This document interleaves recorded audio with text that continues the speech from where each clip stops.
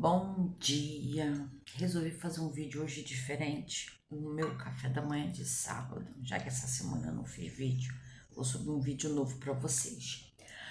Vamos fazer um papo de regularização logo no sábado de manhã. O que vocês acham? Vou tentar ser bem clara e para não ter corte. Essa semana pintou lá no escritório um cliente que ele mora fora do estado do Rio e ele quer vender a casa dele aqui no Rio de Janeiro e queria regularizar. Pediu o endereço para eu dar uma olhadinha no Google, só que o bairro dele, o Google não entra, é fechado. Então eu apresentei uma proposta de estudo de viabilidade, o tal do EVTL que eu sempre falo para vocês. E eu cobrei ida ao local, levantamento da casa e o estudo dos parâmetros urbanísticos. De cara, eu já vi que ele não estava atendendo alguns parâmetros. Por quê? Antes de eu ir, eu já pesquisei na legislação daquele zoneamento quais seriam os parâmetros que teriam que ser atendidos. Fui no imóvel, fiz todo o levantamento, fiz o relatório e entreguei para ele ontem à noite. Fiz o relatório em 2 dias.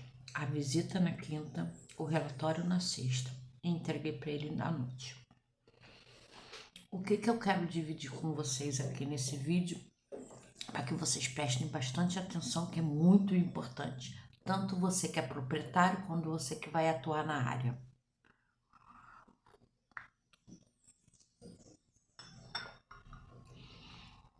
O imóvel dele, ele comprou uma construção que já tinha habite-se. Era uma casa térrea com um único pavimento, num condomínio fechado.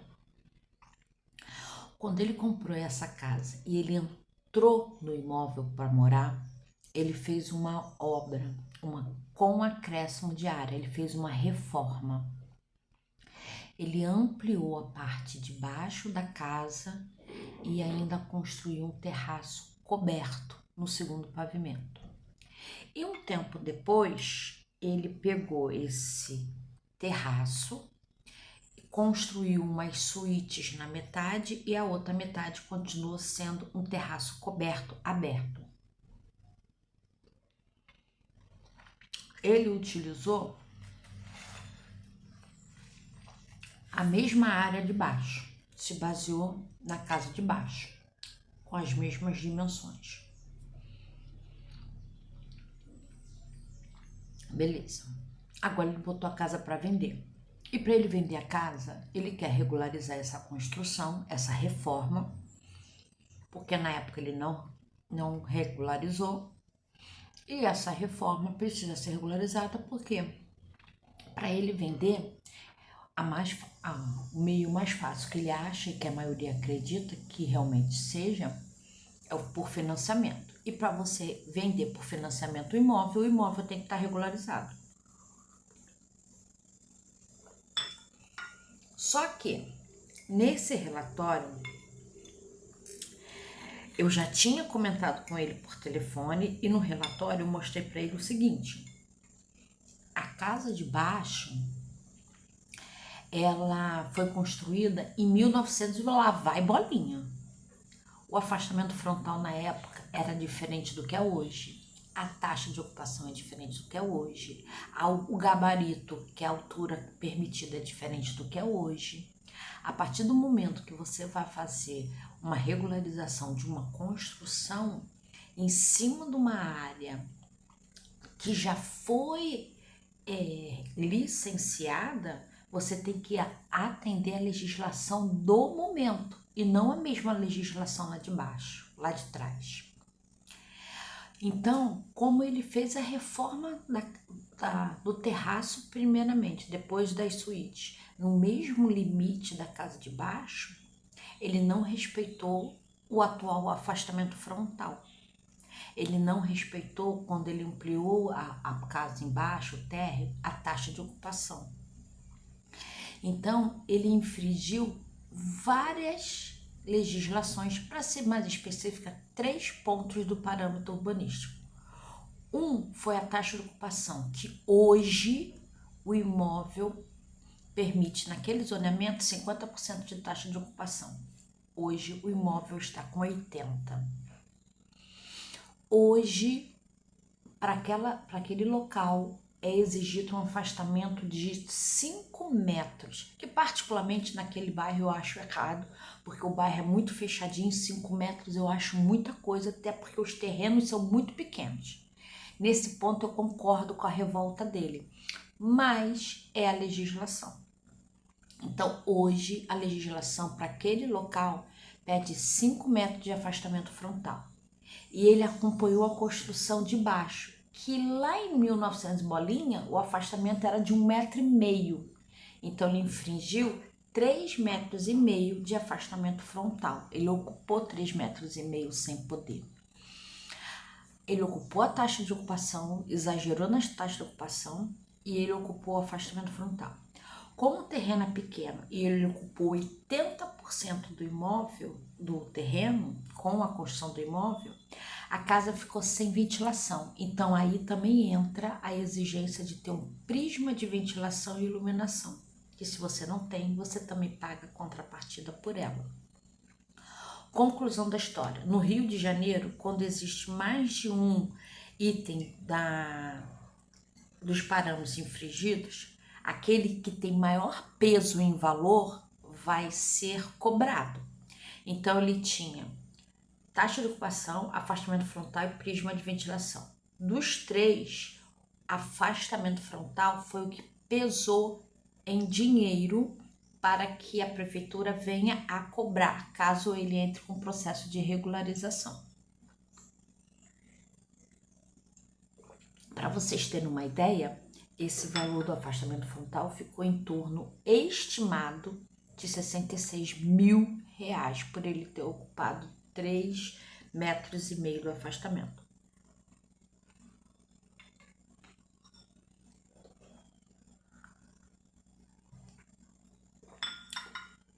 Fiz o relatório, coloquei todos os parâmetros, coloquei a documentação dele, fiz o relatório com as fotos do imóvel,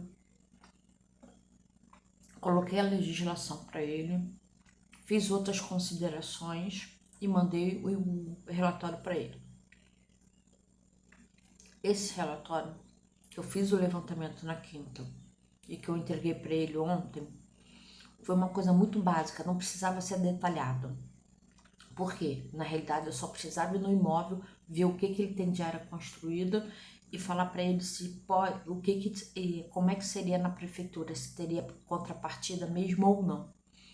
Então foi 2 dias de trabalho, eu cobrei R$820, uma ida ao local e um relatório no dia seguinte. Ainda fiz uma plantinha para ele ver exatamente a dimensão da casa dele, porque ele não tinha ideia da metragem quadrada. Mostrei para ele em planta, que ficou muito legal. Posso até colocar aqui para vocês depois, para vocês verem como que eu apresentei a planta para ele. R$820. Aí ele vai tomar a decisão, se ele vai regularizar ou não. Quando eu mandei o relatório para ele, ele questionou. Mas eu fiz exatamente em cima da casa de baixo. Todo mundo no bairro constrói. Isso não é possível, isso está muito caro. Não tiro a razão dele, cada um tem a sua razão. Mas o que eu quero deixar aqui para você, deixar na sua mente e para o seu cliente, não é porque o seu vizinho fez que ele está fazendo certo. Não é porque o seu vizinho construiu um muro em determinado ponto que você, a partir dali, você vai ter que puxar o seu muro. Tudo tem que ser certificado antes de ser construído. Tudo tem que ser analisado. Se você tem dúvida, contrate um profissional habilitado.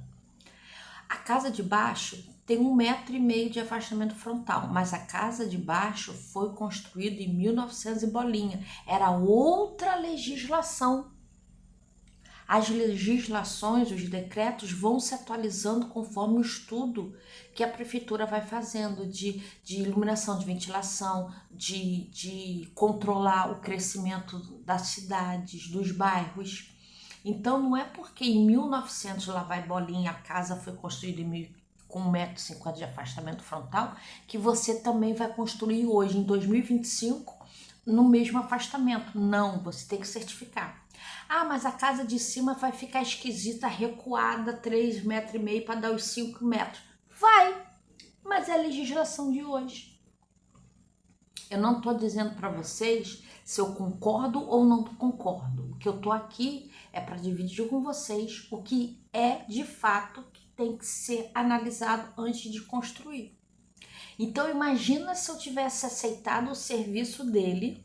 Não, eu vou regularizar a casa para você, sem olhar a casa, sem ir no local, sem ver se ele tinha infringido ou não alguns parâmetros, tinha fechado o serviço. Eu teria que feito uma rescisão de contrato hoje. Por isso que é muito importante vocês saberem exatamente como são as legislações, aonde elas estão. Não precisa decorar, mas tem o endereço do seu cliente, procure quais são os parâmetros urbanísticos dali, quais são as leis e decretos que regem aquele zoneamento. Vá ao local para você ver o imóvel, se você não consegue ver pelo Google. Vá ao local para você fazer um estudo antes de apresentar uma proposta. Entenda quais são os caminhos da regularização para que você não traga prejuízo para o seu cliente. E mostre para ele que você tem domínio da legislação. Foi o que eu falei para ele. Eu entendo a sua posição, eu também concordo com você no ponto de vista do afastamento frontal daquele bairro ser 5 metros, mas é a legislação. Tem a ter um porquê da prefeitura. Que eu acredito que como as ruas, o bairro é fechada, é um condomínio, é um loteamento. Eles consideram condomínio, mas é meio que um loteamento fechado, tanto que o Google não entra. Mas as ruas são bem estreitinhas, são 7 metros de rua. Então, de repente, a prefeitura hoje enxergue que o afastamento precisa ser de 5 para que as casas tenham mais privacidade. É a minha linha de raciocínio, não sei se eu tô certa.